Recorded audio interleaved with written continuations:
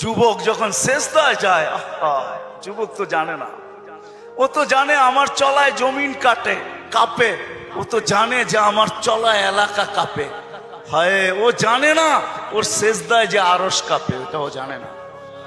যদি জানতো তো এলাকা কাঁপাইতো না, যদি জানতো তো জমিন কাঁপাইতো না, ও সেজদা দিতে থাকতো আর আরশকে কাঁপাইতে থাকতো।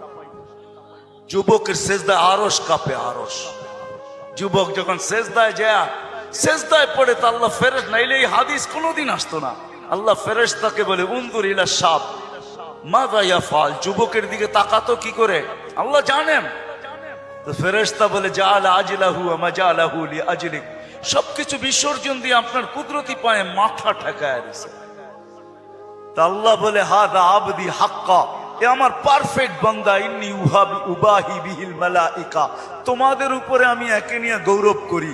যখন সেজদায় চিৎকার দেয় সুবহানা রাব্বিয়াল আলা, আল্লাহ বলে সাব্বাহতানি সাব্বাহতুক, তুই আমাকে পবিত্র বললি, যাহ তুই পবিত্র, তোর গুনাহ মাফ, সেজদার থেকে উঠার আগে মাফ। আলাইতানি ফাআলাইতুক, মহান বললি, তুইও সৃষ্টির ভিতরে মহান। দুনিয়াওয়ালারা তোকে কি দিবে? কিয়ামতের দিন আমি তোকে আরশের নিচে সুপার ডিলাক্স গ্যালারিতে বসাবো। গ্যালারিতে, সুপার ডিলাক্স গ্যালারি বোঝেন? 7 জনের ভিতরে একজন ওই যুবক যে যৌবন আল্লাহর সাথে বিনিময় করে। আল্লাহ বলে তাকে আমি আরশের নিচে গ্যালারিতে বসাবো। সাবআতুন ইয়াদিল্লুহুমুল্লাহু তাহতা দিল্লি। দুনিয়াওয়ালারা তোকে কি দিবে? দুনিয়াওয়ালারা অতক্ষণ দিবে যতক্ষণ স্বার্থ আছে। হইতে পারে স্বার্থ শেষ তো তোমার এতিম বাচ্চা, তোমার দুধের শিশুকেও এতিম করতে দুনিয়াওয়ালারা দ্বিধা করবে না, দ্বিধা করবে না। তোমার নববধূকে বিধবা বানাইতে দুনিয়াওয়ালারা দ্বিধা করবে না। অতদিন তুমি চামচ, যতদিন তুমি বোঝেন। রাগ হয়ে গেলেন? যুবক পায়ে হাত রাখি, মাপ চাই তোমাদের কাছে। অতদিন তুমি দুনিয়াওয়ালাদের কাছে দাম পাবে যতদিন তুমি চামচ হবে, চামচ। আল্লাহ বলে আমার কাছে দাম ভিন্ন, সত্য এটি। এই জন্য আসেন আজকের মজলিস থেকে ওয়াদা করে উঠি যে আজকের থেকে ভাববো যে আমি যে কোনো মুহূর্তে যেতে পারি। আমি বাবাইতে চাই, এই জন্য আমার কাছে পিছনে একটা প্রমাণ আছে। এই উম্মত যদি ভাবতে ভাবতে কোনো দিক দিশা না দেখে আর যদি মাথায় হাত উঠায়া দিয়া চিৎকার দেয় আল্লাহ, কোনো দিকেই তো দেখি না, নিজেকে কি ধ্বংস করে ফেললাম? এটা মুখ দিয়া উচ্চারণ করতে দেরি, আল্লাহ ঘোষণা দিতে দেরি করেন না। ফালাম্মা তায়াক্কানতা বিল বাওয়ার ওয়া যানানতা আন্নাকা মিন আহলিন নার মানাহতু ইলাইকা রিদওয়ানি ওয়াল্লাইতু ইলাইকা গুফরানি ওয়া কুলতু লাকা লা তাহসান গফারতু লাকা যুনুবা ওয়াল আওসার ওয়া লিআজলিকা সাম্মাইতু নাফসি আল আজিজুল গফফার। আল্লাহ বলে তুই চিৎকার দিতে দেরি, আমি রেজার চাদর দিয়ে তোকে ডাকতে দেরি করি না, মাগফিরাতে ডুবাইতে দেরি করি না। তুই অনুভব করিস না, তোর পিঠে হাত রাখা আমি বলতে থাকি চিন্তা করিস না, গুনাহ খাতা মাফ করে দিলাম, তোর জন্যই তো আমি আজিজুল গফফার। এই জন্য চিন্তা করাইতে চাইতেছি। আসেন আজকের থেকে একটু চিন্তা করি যে আমি প্রস্তুত কতটুকু, প্রস্তুতি কতটুকু। এটার জন্যই আল্লাহ ওয়ালাদের সোহবত লাগবে, এটার জন্যই হক্কানি আলেমদের স্পর্শ লাগবে। মেরে দোস্ত, চোখের পর্দা একদিন খোলা যাবে। যদিও আজকে আমরা নিশাগ্রস্ত, কোরআনই বলে ওয়াতারান নাসা সুকারা, আজকে সবাই আমরা নিশাগ্রস্তের মতো। যুবক যৌবনের নিশায়, নারী নারীত্বের নিশায়, পুরুষ পুরুষত্বের নিশায়, বাড়িওয়ালা বাড়ির নিশায়, দোকানওয়ালা দোকানের নিশায়, হাটওয়ালা হাটের নিশায়, ঘাটওয়ালা ঘাটের নিশায়, রোডওয়ালা রোডের নিশায়, অফিসওয়ালা অফিসের নিশায়, আদালতওয়ালা আদালতের নিশায়। প্রত্যেক ব্যক্তি কসম খোদার আমরা নিশাগ্রস্ত, যার কারণে অনুভব হয় না কিছু। ঘোর একদিন কাটবে, খোদার কসম কাটবে। মালাকুল মউত হাত রাখতে দেরি, নিশার ঘোর কাটতে দেরি হবে না, নিশার ঘোর কেটে যাবে, আমাদের নিশার ঘোর কেটে যাবে। কবি শুধু শুধু বলে নাই ফাসাও ফাতারা ইদান কাশাফাল গুবারু আফারসুন তাহতা রিজলিকা আম হিমার। কোরআনও এক জায়গায় বলতেছে তুমি অতি সত্তর দেখবে, অতি সত্তর তুমি দেখবে, বেশি দূরে না। তারাউনাহু বাঈদা ওয়া নারাহু কারীবা।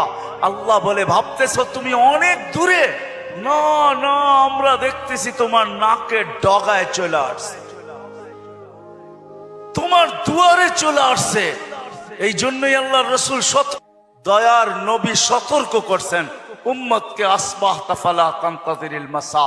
সকাল মিলল তো দুপুরের অপেক্ষা করো, বিকালের অপেক্ষা করো না। বিকাল মিলল তো সকালের অপেক্ষা করো না। এই জন্য আসেন, আল্লাহ ওয়ালাদের সোহবত লাগবে,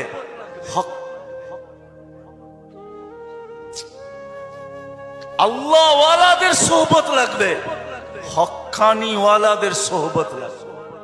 এদের সোহবতে যাবে যখন, সোহবত লাগবে, পরিবেশ লাগবে। ওই পরিবেশে যখন যাবেন, ওই সোহবতে যখন যাবেন, ওই জায়গায় যখন যাবেন, তখন পর্দা আস্তে আস্তে সরতে থাকবে। সূর্য যেমন উঠতে থাকে তো ঘন কুয়াশাও আস্তে আস্তে সরতে থাকে। এক সময় সবকিছু ক্লিয়ার হয়। হক্কানি ওয়ালাদের, আল্লাহ ওয়ালাদের সোহবতে যখন যাবেন, তখনই নিশা কাটতে থাকবে। ঘরে যখন আলোচনা হইতে থাকবে, নারী পুরুষ যখন আলোচনা করবে, তখন আস্তে আস্তে কুয়াশা কাটতে থাকবে। এই জন্য সবার কাছে দরখাস্ত, আসেন আসেন। লম্বা করার সুযোগও আমার কাছে নাই, কারণ আমি অসুস্থ, আমার চোখ করছে, তা নিয়েও আমি আসছি, কিন্তু ওয়াদা দিছি এই জন্য চলে আসছি। আমি আসছি গত 9 তারিখে, 1 মাস টানা সফর করার পরে আমেরিকা থেকে আসছি। আসার পরের দিন থেকে অসুস্থ, আর প্রতিদিনই প্রোগ্রামে যেতে হয়, কেননা ওয়াদা। এরা কি জবাব দিবে মানুষের সামনে? ইজ্জত বেজ্জতির প্রশ্ন। বিদায় চলে আসছি, বিদায় শেষ জায়গা আমি চলে আসছি। আসেন ভাবি, ভাববেন তো? পাক্কা ওয়াদা করতেছেন? হ্যাঁ, আরে চিন্তা করেন। ওই উম্মত কেন চিন্তা করবে না, যার চিন্তায় 60-70 বছরের ইবাদত রাখা আছে? লা তাফাক্কুরু সাআতিন খায়রুম মিন ইবাদাতি 60 আও 70 সানা। ওই উম্মতের চিন্তার কোনো প্রয়োজন ছিল না। সে চিন্তা করবে তো করবেই বা কেন? তার চিন্তার ভিতরে কোনো পোয়েট ছিল না, ওজন ছিল না, কোনো বিনিময় ছিল না। এই উম্মত চিন্তা করবে না তো করবে না কেন? যার প্রত্যেক চিন্তার মুহূর্তের বিনিময় 60-70 বছরের ইবাদত দেওয়ার জন্য আল্লাহ প্রস্তুত। নাইলে এই হাদিস আমাদের দুয়ার পর্যন্ত আসতো তো আসতো কেন? একটু বিবেক দিয়া ভাবেন না? আল্লাহ বিবেক দিছে, ভাবেন। ভাববেন না কেন? ভাবেন, আপনি ভাবেন। ভাবনার দ্বারা কি হবে? একটু আগেই তো আমি হাদিস শুনাইলাম, এই উম্মতের ভাবনারও ওজন আছে।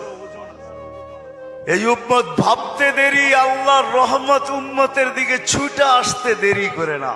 এই জন্য ভাববো, হক্কানি আলেম আর আল্লাহ ওয়ালাদের সোহবতে যাব। যাবেন তো? হ্যাঁ যাবেন? হ্যাঁ, কমসে কম নামান, কমসে কম নিজের নামটা লেখায় রাখেন, কাজে দিবে। জানি না কথাটা কতটুকু সত্য কতটুকু মিথ্যা, কিন্তু ছোটবেলার থেকে ছুঁইনা আসতেছি, এই জন্যই বলতেছি। আবার দেখতেছি যে কথাটা আসলেও সত্য। ইউসুফ আলাইহিস সালামকে যখন বুড়ি কিনতে যান, তো সবাই বলছে বুড়ি তুমি কিনবে তো কিনবে কি কইরা? টেন্ডার তো সবার আগে শো কইরা বসে আছে মিশরের বাদশাহ। এক টেন্ডারের উপরে যাবে তো যাবে কে? সবচেয়ে বড় বুলি সে লাগায় বসে আছে, তুমি কিনবে তো কিনবে কি কইরা? বলছে আমি কিনতে যাইতে চাইতেছি না, আমিও জানি কিনতে পারবো না, কিন্তু আমি চাই লিস্টিতে আমার নামটা থাক। কিয়ামতের দিন যদি লিস্টি খোলা হয় যে ইউসুফের ক্রেতা কে কে ছিল, আমার নামটাও যেন আসে। সত্য এটাই, কিয়ামতের দিন হক্কানি আল্লাহ ওয়ালাদের, ওলামাদের লিস্টিও খোলা হবে। লিস্টি যদি খোলা না হইতো, তাইলে এই কথা আমার কাছে কোনোদিন পৌঁছতো না। এই উম্মতকে আল্লাহ ডাইরেক্ট জাহান্নামে পাঠাবেন না, ফয়সালা হয়ে গেল পাঠাবেন না, ডাইরেক্ট পাঠাবেন না। অন্য উম্মত ফয়সালা হবে সিধা জাহান্নামে, এই উম্মত যাবে না। এই উম্মতকে আল্লাহ এক জায়গায় নিয়ে জড়ো করবে। জড়ো করা বোঝেন তো? একত্রিত করবে। ওই জায়গায় নিয়ে করবে যেই জায়গা দিয়ে আলেমরা জান্নাতে যাবে। যখন আলেমরা ওইখান দিয়ে অতিক্রম করবে তো আল্লাহ পুরা মজমাকে বলবে, কে কাকে চিনো, কাল লিস্টিতে কার নাম আছে, তাড়াতাড়ি ধরো, চলা কিন্তু গেল। তো যায়া ধরবে, হযরত আপনার লিস্টিতে তো আমার নাম আছে, আপনাকে তো আমি চিনি, মহব্বত ছিল, ভালোবাসা ছিল, আসা যাওয়া ছিল, উঠা বসা ছিল, চলাফেরা ছিল, খাওয়া লওয়া ছিল, আর শুনেও আসতেছি আপনারা সুপারিশের অধিকার পাইছেন, আল্লাহ আপনাদের সুপারিশ কবুল করবে, আমাদের ফয়সালা জাহান্নাম হয়ে গেছে, একটু যদি হাত উঠায়া দিতেন হয়তো নিষ্কৃতি পাওয়া যেতাম। তো আলেমরা দেখবে যে ঠিক কিনা তার কথা, ওইখানে আল্লাহ প্রমাণিত করবে প্রজেক্টরের ভিতরে, দেখতে সে যা বলবে ওটা সত্যায়িত হইতে থাকবে। তারপরে আলেমরা সম্মিলিতভাবে আল্লাহকে বলবে, আল্লাহ আমরা জান্নাতে যাব না। তা আল্লাহ বলবে, কেন যাবে না? এরা সবই তো আমগো লিস্টির মানুষ, সবই তো পরিচিত, এরা দুযোগে চলে যাবে আর আমরা জান্নাতে চলে যাব। রাসূলুল্লাহ সাল্লাল্লাহু আলাইহি ওয়াসাল্লামকে মুখ দেখাবো তো দেখাবো কি? যাব না। বলছে কেন, কখন যাবে? এদেরকে দিলে যাব, তা আল্লাহর রহমত জোশ আসবে, আল্লাহ বলবে যে যাকে চিনো নিয়ে চলে যাও, এটার নামই সুপারিশ। এই জন্য বলি কমসে কম নামটা রাখেন লেখা, যান সম্পর্ক জোড়েন আল্লাহ ওয়ালাদের কাছে, আর বলেন হুজুর আমার নামটা একটু লেখা রাখেন, যে আপনার সাথে আমার সম্পর্ক লেখা রাখেন। চড়বেন তো, নাইলে আমি এত লম্বা কথা বলতাম না। আর তিথি হইল আজকের থেকে কোনোদিন নামাজ ছাড়বো না, ওয়াদা কিন্তু পাক্কা। যেইখানে থাকি, যেই অবস্থায় থাকি, যেইখানেই থাকি ওইখানেই দাঁড়ায় যাবে। দুনিয়ার কিছু নামাজ আছে, এক নামাজে জান্নাত আছে। হ্যাঁ হ্যাঁ আছে, হুজুরকে জিজ্ঞেস করেন। পাহাড়ের চূড়ায় আজানের আওয়াজ গেছে, ওইখানেই দাঁড়ায় গেছে আল্লাহু আকবার। চূড়ার নামাজ তাকে জান্নাত দিবে, জান্নাত। হ্যাঁ, ক্ষেতের ভিতরে আছে, ক্ষেতের আইল বলেন আর লাইল বলেন আর যেটাই বলেন, ক্ষেতের ভিতরে আছে, আজানের আওয়াজ আসছে, ওইখানেই আতাইলের ভিতরে বলেন আর লাইলের ভিতরে বলেন আর আইলের ভিতরে বলেন, গামছা বিছাইছে আর আল্লাহু আকবার। মালিক তুই বড়, আমার ক্ষেত বড় না। অফিসে আছে, কাজ করতে করতে ছুটার রাস্তা নাই, চেয়ারের পাশেই দাঁড়ায় গেছে আল্লাহু আকবার। এই সমস্ত ক্ষেত্রগুলা জান্নাত ওয়াজিব করে দেয়, ওয়াজিব। আল্লাহ ফেরেশতাদেরকে দেখায় কত ব্যস্ত, দেখ, তারপরও আমার ডাক শুনতে দেরি, আল্লাহু আকবার বলতে দেরি করে নেয়। আল্লাহ কত বড়। আমি যদি বিজ্ঞান পড়াইতাম আপনাদেরকে, তাহলে পড়াইতাম আল্লাহ কত বড়। কার কুদরতি পায়ে রাখা, পাও রাখার অনুমতি, মাথা রাখার আপনাকে অনুমতি দিতেছে। আল্লাহু আকবার শুধু তর্জমা জানি, আল্লাহ মহান, কিন্তু সৌরজগৎ দিয়া জানি না। যদি সৌরজগৎ পড়াইতাম তাহলে আপনাদেরকে আমি দেখাইতাম কত বড় আল্লাহর কুদরতি পায়ে আপনি মাথা টেকাইতেছেন, কত বড় আল্লাহ। এটা সৌরজগৎ পড়া ছাড়া বুঝে আসবে না আল্লাহ কত বড়। সৃষ্টি পড়া ছাড়া বুঝে আসবে না আল্লাহ কত বড়। উর্দু জগৎ পড়া ছাড়া বুঝে আসবে না আল্লাহ কত বড়। তখন আল্লাহ বড় বলবেন, কিন্তু দিয়া বলবেন, কিন্তু দোকান। আল্লাহ বড় মানি, কিন্তু দোকান কার কাছে রেখা যাব, অফিস কার কাছে রেখা যাব, ক্ষেত খামার কার কাছে রেখা যাব, কিন্তু বলবেন। আর যদি আল্লাহকে চিনার মতো চিনেন, তাহলে ওই সাহাবীর মতো বলবেন, নামাজে ব্যথা, নামাজে প্রতিবন্ধক। পাখি বাগানের ভিতরে ফরফর করতেছে, নামাজের ধ্যান ছুটা গেছে। ঘন বাগান ছিল, খেজুরের বাগান, তো পাখি ফরফর করতে যায়, নামাজের থেকে ধ্যান ওইদিকে সরা গেছে। সালাম ফিরাইতে দেরি, বাগান সৎকা করতে দেরি করে না। সৎকা থাকবে না বাঁশ, বাজবে না বাঁশি, থাকবি না তুই, ফরফর হবে না, আমার নামাজের ধ্যানও নষ্ট হবে না। আমি তো আল্লাহু আকবারের সামনে। আল্লাহকে যদি চিনে তাহলে ওই আবু দাহদার মতো হয়। এক খেজুর গাছ, 600 খেজুর গাছের বাগান, এক খেজুর গাছের বিনিময়। আল্লাহর রাসূল ওয়াদা করছে এক সাহাবীর সাথে, যে খেজুরের মালিক থেকে তোকে বাগান গাছ নিয়ে দিব, কিন্তু ও ছিল মুনাফেক। বলছে খেজুরের গাছ আমাকে দে, তোকে আমি জান্নাতে বাগান নিয়ে দিব। ইয়া রাসূলুল্লাহ, আমার ছেলে সন্তান এই খেজুরের গাছের খেজুর খুব পছন্দ করে, এটা ছাড়া যা চাইতেন তাইলে দিতাম, এটা দিব না। আবু দাহদা পাশে দাঁড়ায়া শুনতেছিল, তো বলছে ইয়া রাসূলুল্লাহ, কানে কানে আমি নিয়া দিলে দিবেন? অবশ্যই দিব, কেননা উনি মুনাফিকের রব চিনতেন। তো যা বলছে খেজুর গাছ বেচবি? আল্লাহর রসুল রে দিলাম না, তোকে কি করে দেই? কতগুলা খেজুর গাছ হইলে দিবি না, এটা কতগুলা হইলে দিবি না? তো বলে খেজুরের সিজন চলতেছে, সব গাছে খেজুর ভরা। বলছে তোমার ওই 600 বাগানের 600 খেজুর গাছের বাগানটা আছে, ওইটা দিবা? তাহলে দিয়া দিব। ডান, দিয়া দিলাম। দেখ খেজুর গাছ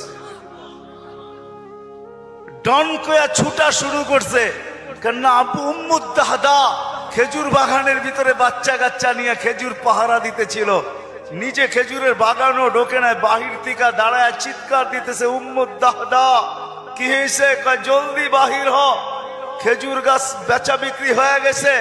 কয় কোথায়? আল্লাহর রসুলের সাথে জান্নাতের বাগানের বিনিময়। তো ছেলে সন্তান নিয়ে মহিলা স্লোগান দিতে দিতে বাহির হইতেছে, কি?